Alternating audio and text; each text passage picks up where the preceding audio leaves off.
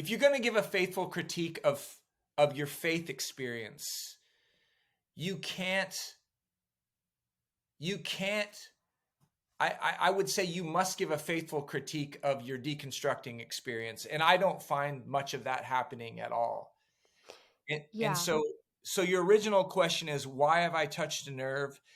I feel like I'm trying as much as I can to make a case for what I would say would be a reasonable ground of being. Like I'm all in on Jesus. I am.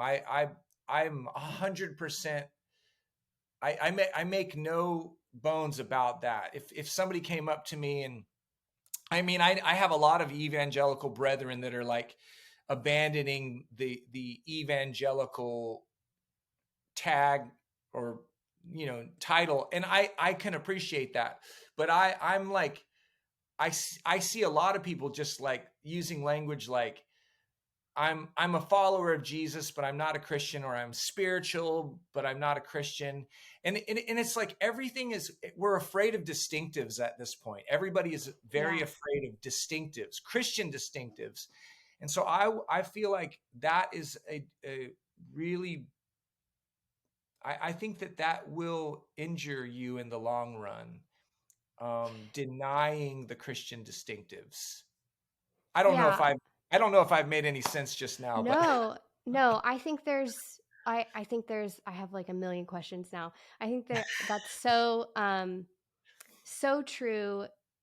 I I'm kind of curious, like, why do you think people are abandoning those distinctives? And then these are two like very big questions. The yeah. second question is, um, why do you think abandoning those distinctives is so harmful? I mean, I have like my own answer for that, but I'm curious kind of what the reason that you've kind of found is Yeah. important to cling to those Yes. distinctives. Well, I would say that at the baseline of my work, what I'm trying to refute at all times is the utilitarianism of secular culture, Hmm. where what we do is we like to tell ourselves we're rational creatures, and we make decisions only on what is useful, which Hmm. I think that's a huge mistake. But what I'll tell you right now is that my answer to that question is very utilitarian. I believe that Christian distinctives are important to confess and to hold to, because I don't have another option.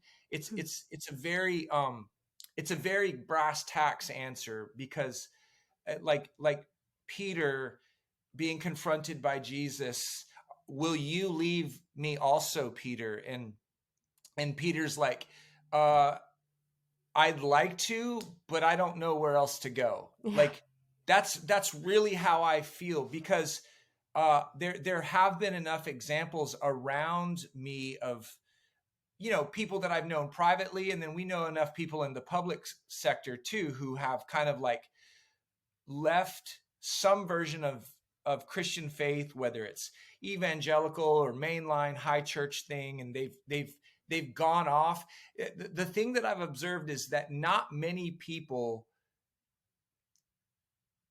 maintain a neutral atheism where they become Hmm. purely rationalists or Right. materialists. Yeah. I've not observed that very much. In fact, most of the people that I know who have left Christian faith have gone on to become inventors of their own new religion. Yeah. And I, for one, am not smart enough to do that.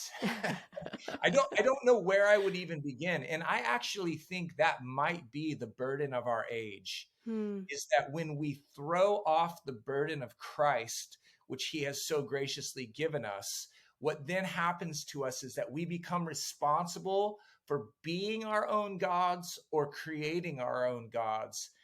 And I think that that's a project that's fun for like 2 weeks, Yeah. like people Yeah. throw off the chains of the church and they go, oh, what a relief. What a relief. Now I can do anything I want.